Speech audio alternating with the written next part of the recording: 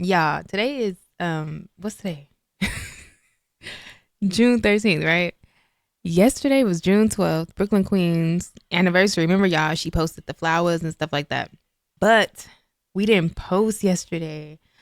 So I was like, right before I started this video, I'm like, dang, did she post something? Because I didn't see anything on my timeline and nobody sent me nothing about her anniversary. But I do remember seeing a comment on one of my videos that the person had a video of Cam in Brooklyn at the beach or at the pool. But I read it real quick and then I probably got sidetracked, distracted by my kids or my husband, somebody. And I couldn't find it once I, went back to the comment section. But I did find this video. And I'm sure this is the video that the person was talking about. This is Cam, and you can see Brooklyn Queen right there. So what? Now we know 100% he is the one that's buying the flowers. All right, so now that we got that out the way, we're going to talk about Chino, because I did see some comments and people was in the group chat talking about Chino. Kiara, do a video about Chino. We want to hear your opinion. So long story short, Chino was dating Valentine for years. Come to find out, he smoked cigarettes, right? The internet didn't notice, but people in his circle knew this. He was keeping it off the internet. Valentine wanted him to quit smoking. He kept saying, I'm quit. And then eventually he didn't quit. So she left. Now he's documented everything on YouTube. But the question is this real or is this a skit? So you see, it says the argument went too far. We broke up because of this. She made a video as well about the situation. She's packed stuff and moved out. What the F? She took the dog. She took everything. I tried asking Valentine, what do I got to do to prove I'll stop smoking? Open it up to my homie about my addiction to smoking. Later that night. So in this video, people was in the comments saying that you can see Valentine in a back seat or something. Let me find. Also at 3:09:05, mark, you can hear a second door shut when he puts his drink down. All right, let's investigate this. A second door shuts at 9:05.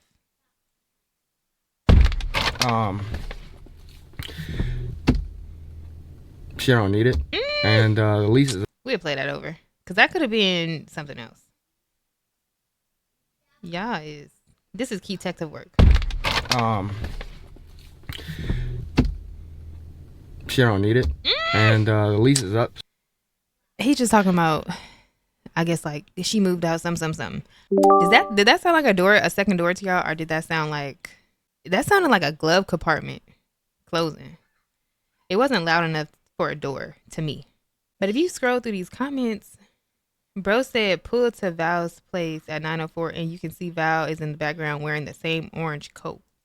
So guys, I'm really excited to tell you about our new content management program. We are giving you 24/7, 365 access to editors and content managers who will make sure you get the content you want to your desired audience. You will work directly with us and we will make sure you have the mentality and support necessary to make the right decision to create content that works in 2024 and beyond. Message us now at Kiara Shanay on Instagram, or you can email truvystudios@gmail.com.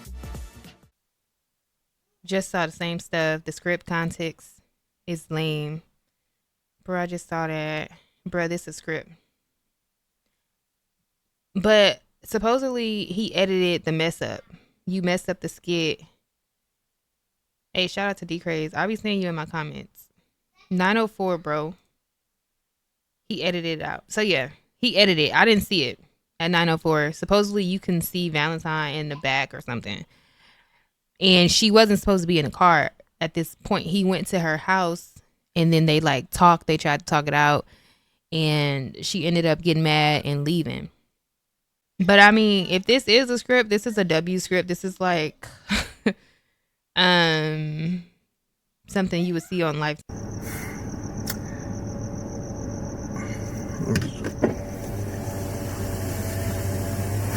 What do you want me to do? What? You already know what I want you to do. We've already talked about this so many times for like There've been arguments. There've been... Literally, I've cried to you about it. I don't know what you want to do. I know, but if... Okay, even if I say, okay, I know. I feel like I lied, right? I lied to you for years. I'm gonna quit. And then, even if right now, I'm like, all right, let me just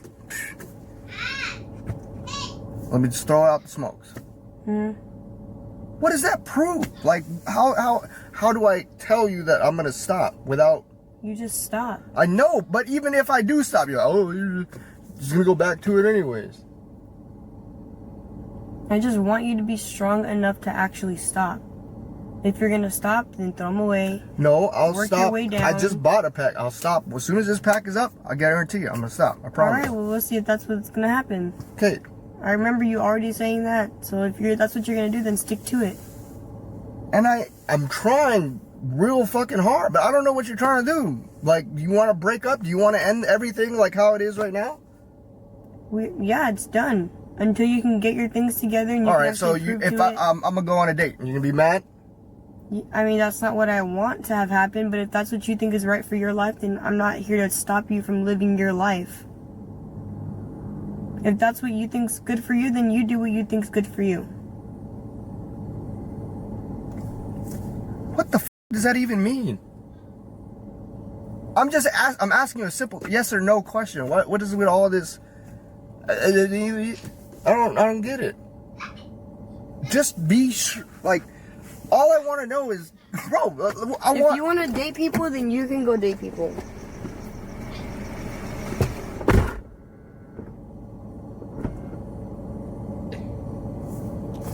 Once he said that, oh, if I date somebody, would you be mad? Once he said that, she clocked out.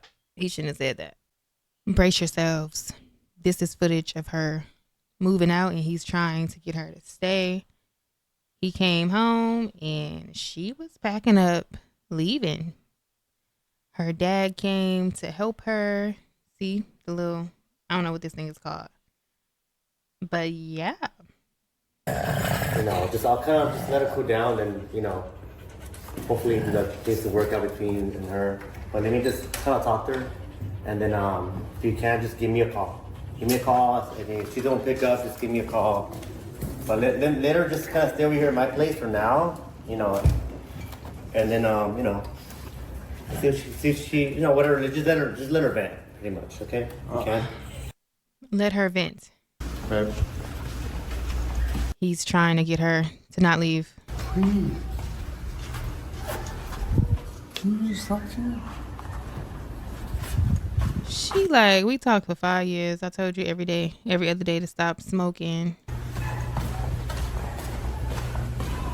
But like I say, I'm not sure if this is like real life or if this is a skit. This is just an entertainment type of thing. Y'all let me know what y'all think in the comments. I am going to keep y'all updated though on what happens next. Next up, we got SheIsMichaela. She sat down with her BD, aka Yanni's brother, Yak, and answered some of the questions that the people wanted to know. So pretty much what's going on here is they was doing the whole YouTube couple thing, right? And then they got pregnant. They did a nice pregnancy announcement, and it looked like they was taking the channel to YouTube couple like D&B Nation. Who else is people that got kids? Funny Mike and Jalea, like a family channel. But then when the issues came up and they broke up, Michaela kind of abandoned her channel and started doing other work. So, and then he does like fitness. I think he does fitness content. So they both had to rebrand. Just imagine you're focused on family content and then you break up and it's like, dang, what can we do? You have to rebrand yourself. Michaela and Yanni don't get along. This is Yanni's niece. One of the questions was, would you ever do a sit down with Yanni? Would y'all ever have a sit down with Yanni in the future? I think he doesn't have any problems with it. That's his blood sister. That's his sister. Like, they have no problems. They're cool with each other. For me personally, me and Yak are no longer together. I really don't have to deal with anybody I don't want to deal with. So I don't have no problem with nobody. I just been in my own world recently for the past like 10 months now. I've been in my own world. I don't have a problem. I've been in my own way. Wait, and the baby said, "Don't be talking about my auntie, girl. Don't be talking about my auntie." Oh, that's funny. I don't have a problem with anybody. I just feel like I really helped somebody and they did anything they could to hurt me when I was going through a really hard time. Like, I feel like the way you treat a woman when she is pregnant and postpartum, it just says a lot about you. That's all I'm gonna say. Let me just give y'all some info about these two. So they don't live in the same area. She lives in California. He lives in Texas. He has a good job in Texas. So I know usually people want the dad to move close to the mom to be a dad, not thinking about what dad has going on in the state that he's in. So he has a good job that he's probably not willing to leave to be in Cali with his family. So he's just visiting currently, you know? One of the questions was, do y'all love each other? They both said yeah, but of course they're not in love with each other. They look at each other as family. And then Michaela, in this video, Michaela finds out that he's not celibate anymore. And she was like, what? If he is dating somebody, which I know of a girl he's dated. First of all, I'll rip though. I ain't really been having sex anyway. I was celibate for like 9.5 months. You said was? So you're not celibate anymore? On top of my... Wait, so you're not celibate? On top of my fitness journey and stuff like that. You know what I mean? So. I don't know. None of my business. But yeah, so yeah, we have not been intimate since we broke up. We are free to date whoever. We have not been in relationships since. But, you know, he could do what he wants to do. I could do what I want to do. Throughout this video, Michaela just seemed like she wanted to start crying. You can hear, you know how somebody about to cry, you can hear it in their voice. Towards the end, she did cry. Because, you know, I am a single mom. And at times it does get hard, but I am proud of him and the person he's becoming. And I've just been learning how to be a better person, and just sometimes I'm just learning how to cope with issues and things I go through in a more healthy way. And